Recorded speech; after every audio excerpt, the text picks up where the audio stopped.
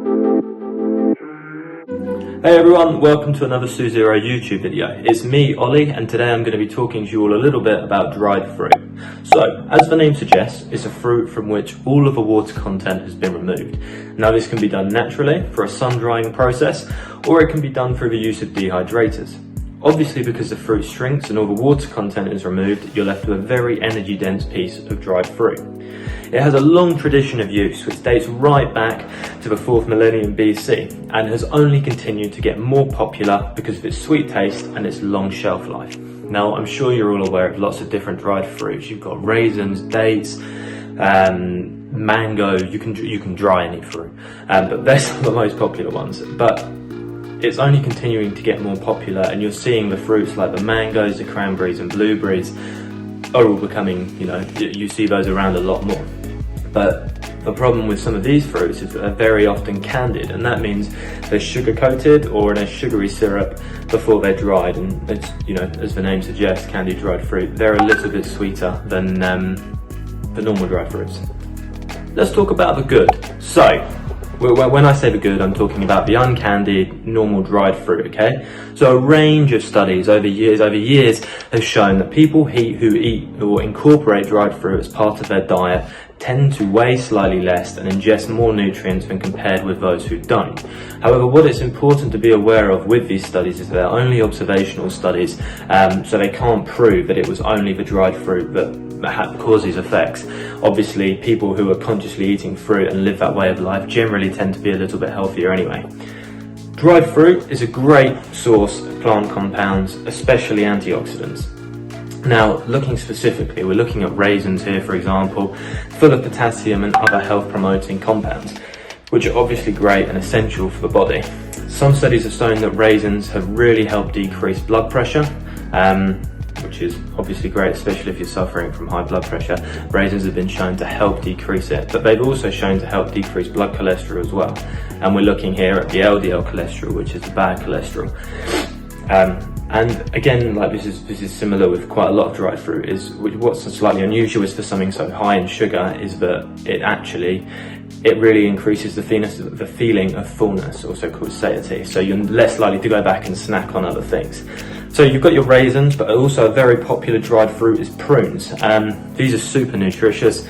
They're rich in fiber, potassium, vitamin A, vitamin K, which are all again really important for keeping you healthy, keeping that immune system up. Prunes, more than other dried fruit, is that they are renowned for their laxative effects. This is caused by the high fiber content, but also because they're full of a sugar alcohol as well called sorbitol, which is just naturally occurring and found in quite a few fruits. So let's talk about the not so good. So now it's time to talk about the not so good. So dried fruit is, as a fact, it contains a lot of sugar and it contains a lot of calories because of the sugar. So fruit in general, before it's dehydrated, also tends to contain a significant amount of sugar. But when you dehydrate it, remove all of the water, it concentrates that sugar into a much smaller package per serving. So because of this, dried fruit is higher in sugar, higher in calories. Now this sugar is split into glucose and fructose. The glucose isn't too bad, that's fine, but the fructose, when consumed excessively, has been shown to increase the risk of diabetes, type 2 diabetes that is, and also increase the risk of getting obese, basically, putting on weight, specifically weight gain. And when you're sort of looking at this, so one serving of dried fruit, so 28 grams, and if we're looking at, most commonly raisins, so one serving of raisins, so 28 grams of raisins is 84 calories. And those calories are literally coming all from sugar. Now the problem with some of the dried fruit is that because it's so sweet and energy dense, it's very easy just to sit there and eat and eat and eat and eat and eat and eat. I know because I used to do it at uni. I used to love the dried mango, and you very quickly get through almost a kilo bag of it in an hour and a half because you think it's healthy as well. That was my biggest problem. I was doing a sports science degree in my first year and wasn't aware, and we just sit there and eat dried mango, and I got fat. So yeah, there's a lot of sugar, a lot of sugar found in dried fruit and a lot of calories. So that's why the dried fruit isn't so good. let's talk about dried fruit in bars, okay? So now our biggest gripe with dried fruit in bars is that, so we're looking here at like the blueberries, we're looking at the cranberries. These are often candied, so that, again, I spoke about it very briefly earlier, but all that means is that you're taking this fruit, before you dry it, you're basting it in sugar or a sweet syrup and you're leaving it to dry. Now this is only going to increase the sugar concentration as well as increasing the calories that, you know, you're going to then get from one serving. Now it's great if you're looking for an energy boost or something and you're very active, etc. But if you're not and you're just eating these bars because you think they're healthy, this is where a lot of the sugar's coming from in the bars. Now, as we all know, that having more sugar in your diet isn't a good thing, especially if you are not very active, and has various health implications like the weight gain, the type 2 diabetes, and now obviously these are things which if you can avoid, absolutely avoid. So our problem with it is that it's just misleading, and you're having a serving of dried fruit which can be high in sugar. So that is our gripe with dried fruit being used in snack bars. So why don't we use dried fruit in our bars? Now there's lots of bars out there of which the largest ingredient are dates. Dates, very sweet, and they also stick a lot of stuff together. So creating a bar on not using dates was actually quite difficult. But as you guys know, we use a lot of nuts, of seeds in our bars. And we wanted to create a bar which was low in sugar, low in fructose, low in fructose in general.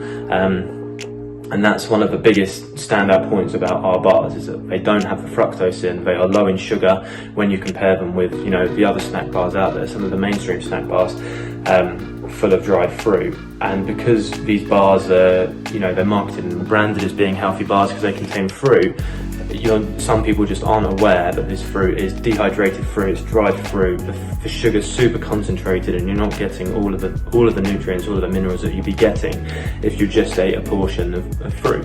So that's why we don't use it in our bars. We wanted to create something which was tasty, which was nutritious, and didn't have all of the sugar in. And that's something that we've done, and hopefully our customers will agree. That's a bit about dried fruit, the history of dried fruit, what it is, why it's good, why it's not so good. But it's the same with all of these things. In moderation, these things are okay. We're just looking at debunking any sort of myths around these foods. So expect to see more kinds of videos like this, debunking myths around foods which are supposedly healthy, which might not necessarily be. But as I say, everything in life is all about moderation. Can't have too much of a good thing. So look, thank you very much for watching. Please continue to like, subscribe, etc. Follow us on Instagram, Facebook, Twitter if you want. And yeah, thank you very much for watching. Please stay safe and take care, and keep an eye out for more Suzero YouTube videos. Bye.